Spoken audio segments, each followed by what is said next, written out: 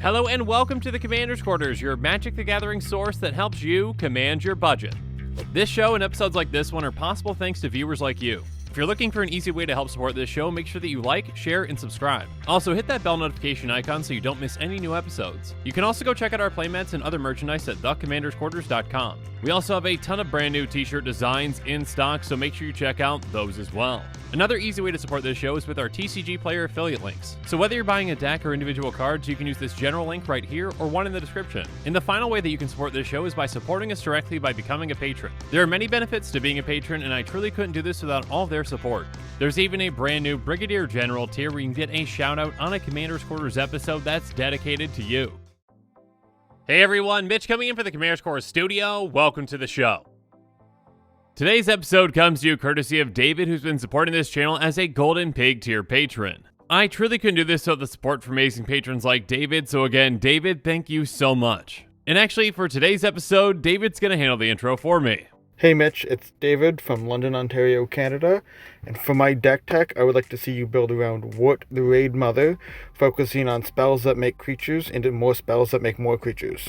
Thank you. So, like David said, today's deck techs can be built around Wort the Raidmother with a focus on spells that make creatures into spells that make more creatures, and yeah, this is going to be a lot of fun. Wort the Raidmother is a 3/3 Goblin Shaman for 4 Gruul. When she enters the battlefield, you're going to make 2 1/1 red and green Goblin Warrior creature tokens. And then each red or green instant or sorcery spell you cast has Conspire. So basically, when you cast a spell, you can tap 2 untapped creatures you control that share a color with it, and if you do, you copy that spell and you can choose new targets for the copy. So Wort gives us 2 goblins right away that are each of our colors, so they could conspire for any of our spells. And of course, a lot of those spells are going to make us even more creature tokens, so then we can conspire for more and more spells each turn. Yeah, things can get out of control in absolutely no time. And one more thing really quick before we jump into things, every single card in this deck, including the commander, is less than $1, so it's a very budget-friendly deck. And now with all that said, let's jump into it.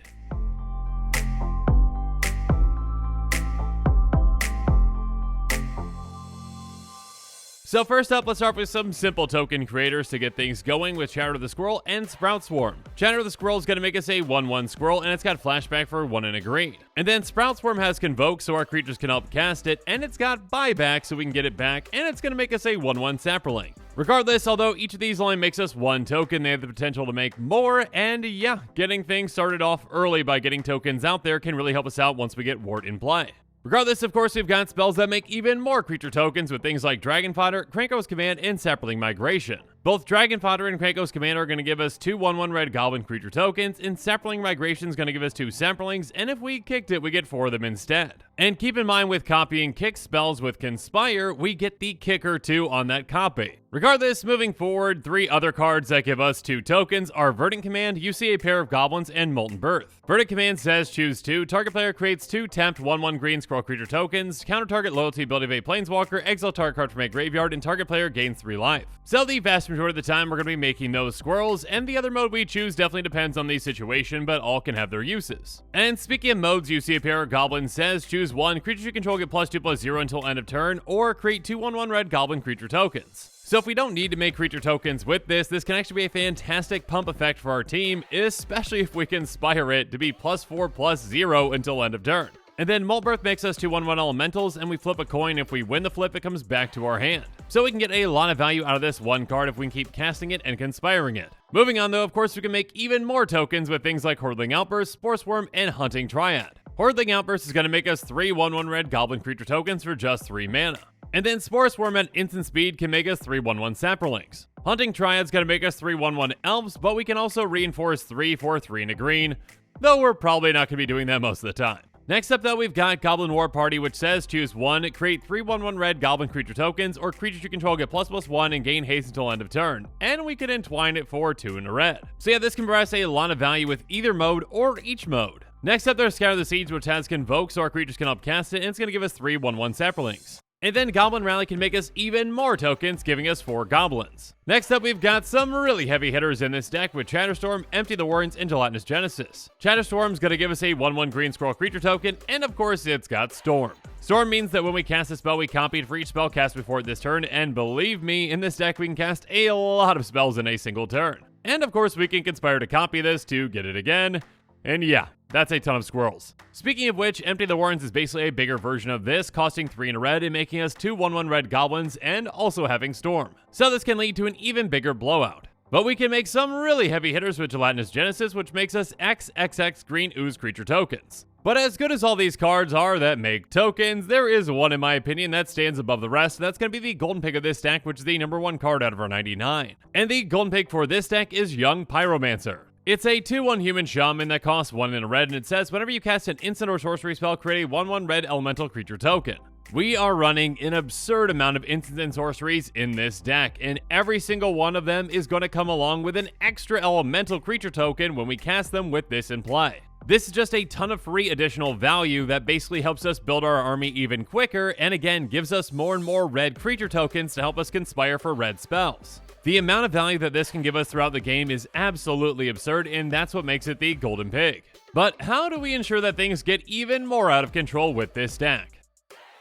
And that would of course be to ramp an absurd amount. I mean, we are in green, so we're going to be utilizing cards like Harrow, Primal Growth, and Grow from the Ashes. Now of course we've got more ramp spells than just these, but I really want to highlight these first because they work very well with Conspire. Harrow says, as additional cost to cast this spell, sacrifice a land, search your library for the 2 basic land cards, put them on the battlefield, then shuffle your library. Sacrificing a land is the initial cost to cast the spell, so if we copy it, we don't have to sacrifice a land for the copy. So by conspiring this, we're sacrificing 1 land to go get 4 basic lands into play untapped. So not only do we ramp an absurd amount with just 1 3-mana card, but we also did it, well, at instant speed, and we actually gained mana from doing so. Next up, there's Primal Growth, which has Kicker, sacrifice a creature, and yeah, we've got plenty of creatures to sacrifice with this deck. It says search your library for a basic land card, put that card on the battlefield, then shuffle your library. If Primal Growth was kicked, instead search your library for the 2 basic land cards, put them on the battlefield, then shuffle your library. So essentially, it's very similar to Harrow, although we are sacrificing a creature instead of a land, and again, when we copy the spell, we don't need to sacrifice another creature.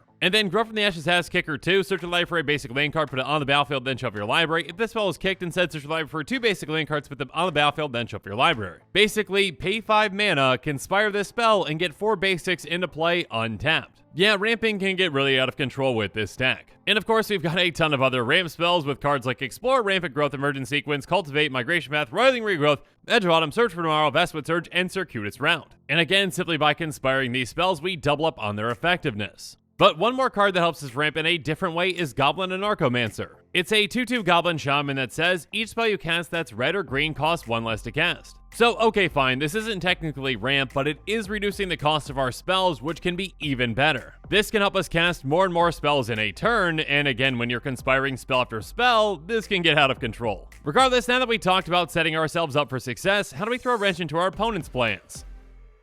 Well, we can do so while maybe also making tokens with things like Artifact Mutation, Release the Gremlins, and Burn Down the House. Artifact Mutation says, destroy target artifact, it can't be regenerated, create X 1/1 green sapling creature tokens, where X is that artifact's converted mana cost. So this not only can take out a key artifact, or 2 again if we can inspire it, but it can also make us a ton of tokens. Speaking of which, there's Release the Gremlins, which can destroy X target artifacts, and we make X 2/2 Gremlins. So this can wipe out basically every artifact on the board and make us an absurd amount of gremlins. And then Burn Down the House gives us the option of choosing 1. We can deal 5 damage to each creature and each planeswalker, or we make 3 1/1 devil creature tokens with, when this creature dies, deals 1 damage to any target, they gain haste until end of turn. Now, most of the times we're going to be making those creature tokens with this, but it's a nice panic button to have if we absolutely need to get rid of the creatures on the board. And of course, we're also going to be running some other target removal for this deck with cards like Return to Nature, Beast Within, Unravel the Aether, and Dire Strain Rampage. Each of these can help out in a lot of situations. Moving on though, of course we've got some massive damage spells in this deck with cards like Comet Storm, Fall of the Titans, and Jai's Immolating Inferno.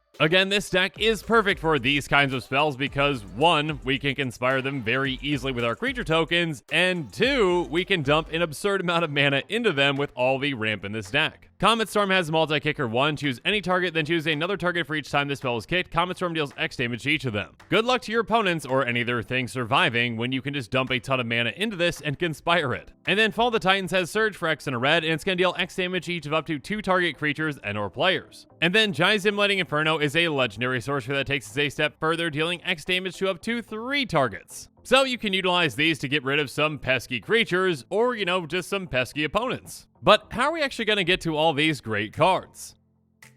So first up, I want to highlight some fantastic spells that work really well with Conspire with cards like Thrill of Possibility, Tormenting Voice, and Wild Guess. Each of these essentially do the exact same thing, saying as initial cost to cast this spell, discard a card, draw 2 cards. And again, since that's an extra cost to actually cast the spell, if we copy it, we don't need to discard another card for the copy. So each of these are basically discard 1, draw 4. Yeah, for just 2 mana, that's pretty great. Speaking of which, there's Electric Revelation and Cathartic Reunion. Electric Revelation does the exact same thing, but it also has flashback for 3 and a red. And the Cathartic Reunion makes us discard 2 cards to draw 3. So again, if we copy that, that's discard 2, draw 6 for 2 mana. Moving on though, we're also going to be running Seize the Spoils, Unexpected Windfall, and Change of Fortune. Seize the Spoils makes us discard 1 card to cast it, and we draw 2 and create a treasure token. So again, that's going to be when we copy it, draw 4, make 2 treasures. And then Unexpected Windfall gives us even more, making us discard 1 card to cast it to draw 2 and create 2 treasure tokens, which again would be draw 4, create 4 treasure tokens. But perhaps an even bigger effect comes with Change of Fortune, which makes us discard our hand to draw a card for each card that we've discarded this turn. So obviously copying this is a very powerful thing. But next up, let's quickly go through some of our other card advantage spells with cards like Commune with Lava, Escape to the Wilds, Reckless Impulse, Reap the Past, Regrowth, Harmonize, and Shamanic Revelation. Obviously, each of these can be incredibly impactful, especially when copied. I mean, just think about a Shamanic Revelation copied to draw a card for each creature we control times 2. Just try not to draw yourself out. Regardless, we also have another draw spell with Verdant Rebirth that helps out in a different way. It says, until end of turn, target creature gains. When this creature dies, return to its owner's hand, draw a card. So this can be a pseudo way to protect our commander while still drawing cards. And again, when we recast Wort, we get 2 more tokens because Wort comes into play with that ETB. And then Reincarnation helps us out in a somewhat similar way. It says choose target creature. When that creature dies this turn, return a creature card from its owner's graveyard to the battlefield under the control of that creature's owner. And actually, Fresh Meat can be a way that we can really take advantage of a board wipe. It's an instant that says create a 3/3 green beast creature token for each creature put in your graveyard from the battlefield this turn. So if someone wipes the board and then we conspire this, well, now we have twice as large of an army and they're all 3/3s. And finally, we can also protect Wort with Withstand Death and Mending Touch. Withstand Death is going to give target creature indestructible until end of turn, and Mending Touch is going to regenerate target creature. But now that we've gone through every single non-land card in this deck, let's talk about the price.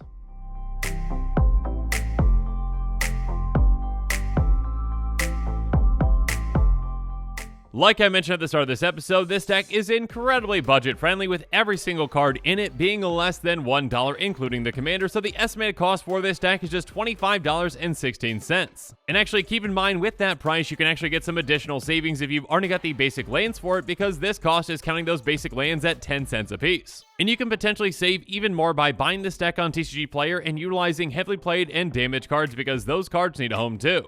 Though do keep in mind that the cost of this deck does not include the cost of shipping, which might vary depending upon where you live. And with that, the show has come to a close, so it's my turn to hear from you. So in the comments below, let me know what your thoughts on this episode are, and as always, thank you again and have a good one.